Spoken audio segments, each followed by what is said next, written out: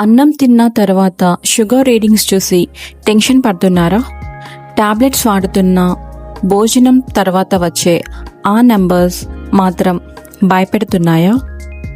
అయితే ఈరోజు మీకు చాలా సింపుల్గా మన వంటింట్లోనే దొరికే ఒక చిన్న చిట్కా చెప్పబోతున్నాను. ఒక్కసారి ఈ నిమ్మకాయని చూడండి. ఇది ఎలాంటి మాయా మందు కాదు, కానీ సరైన విధంగా వాడితే మీ ఆహారపు అలవాట్లలో ఒక మంచి మార్పు తీసుకురాగలదు. వ్యాధులు ఒక్క రోజులో రావు, ఆరోగ్యం కూడా ఒక్క రోజులో రాదు. కానీ సరైన దిశలో వేసిన ఒక చిన్న అడుగు పెద్ద మార్పుకి ఆరంభం అవుతుంది. కొన్ని పరిశోధనల ప్రకారం భోజనంతో పాటు కొద్దిగా నిమ్మరసం తీసుకోవడం వల్ల ఆహారం జీర్ణమయ్యే వేగం కొంత తగ్గి భోజనం తర్వాత గ్లూకోజ్ పెరుగుదలపై ప్రభావం చూపుతుంది.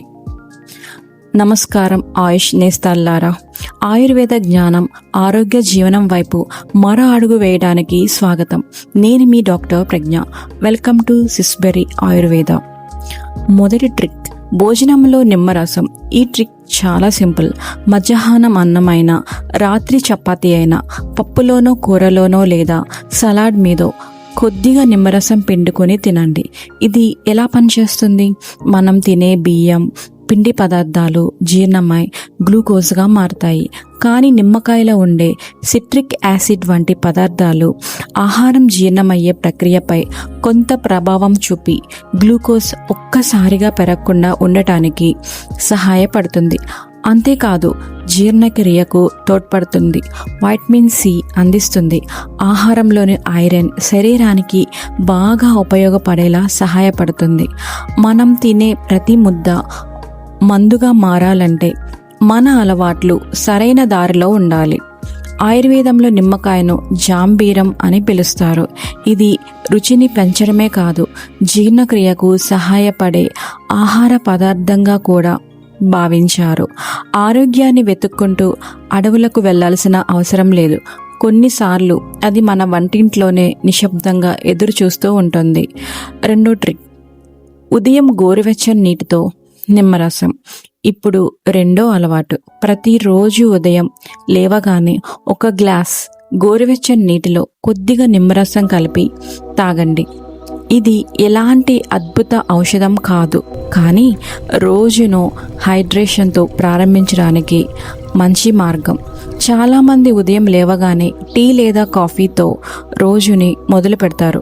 అయితే కొన్నిసార్లు గోరువెచ్చని నీటితో నిమ్మరసం తీసుకోవడం వల్ల శరీరం తేలికగా ఉన్నట్లు అనిపించవచ్చు. దీనివల్ల శరీరానికి నీరు బాగా అందుతుంది, జీర్ణక్రియకు సహాయపడుతుంది, వైటమిన్ సి లభిస్తుంది, జీవనశైలిలో భాగంగా ఉపయోగపడుతుంది.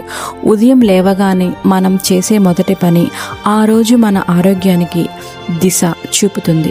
గుర్తుంచుకోండి, నిమ్మరసం ఒక్కటే కొవ్వును కరిగించదు, కానీ సరైన ఆహారం, వ్యాయామం, మంచి నిద్రతో కలిస్తే ఆరోగ్య ప్రయాణంలో మంచి తోడుగా ఉంటుంది. డాక్టర్గా నా చిన్న సలహా, ఇప్పుడు కొన్ని ముఖ్యమైన జాగ్రత్తలు. మీకు ఎసిడిటీ, అల్సర్ లేదా తీవ్రమైన కడుపు మంట ఎక్కువ ఉంటే నిమ్మరసం వాడకండి. మీ పళ్ళల్లో సెన్సిటివిటీ ఉంటే నిమ్మరసం కలిపిన నీటిని స్ట్రా ద్వారా తాగండి. మితంగా వాడండి. రోజుకు 1 లేదా 2 నిమ్మకాయలు చాలు. ముఖ్యంగా షుగర్ మందులు వాడుతున్నట్లయితే వాటిని ఆపేయకండి. ఆరోగ్యం అంటే షార్ట్ కట్ కాదు, ప్రతిరోజు చేసే చిన్న చిన్న మంచి నిర్ణయాల సమాహారం. ఈరోజు చెప్పిన ఈ 2 చిన్న అలవాట్లు, భోజనంలో కొద్దిగా నిమ్మరసం, ఉదయం గోరువెచ్చని నీటితో నిమ్మరసం, ఇవి 21 రోజుల పాటు ప్రయత్నించి చూడండి. మీ అనుభవం ఎలా ఉందో కామెంట్లో తప్పకుండా చెప్పండి. మందులు వ్యాధిని నియంత్రిస్తాయి, కానీ మంచి అలవాట్లు జీవితాన్ని మార్చేస్తాయి. ఈ వీడియో మీకు ఉపయోగకరంగా అనిపిస్తే లైక్ చేయండి. మీ ఇంట్లో బంధువుల్లో షుగర్తో బాధపడే వారికి తప్పకుండా షేర్ చేయండి. మన సిస్బెరీ ఆయుర్వేద ఛానల్ని సబ్స్క్రైబ్ చేసుకోండి. మళ్ళీ మంచి హెల్త్ టాపిక్తో కలుద్దాం. నమస్తే.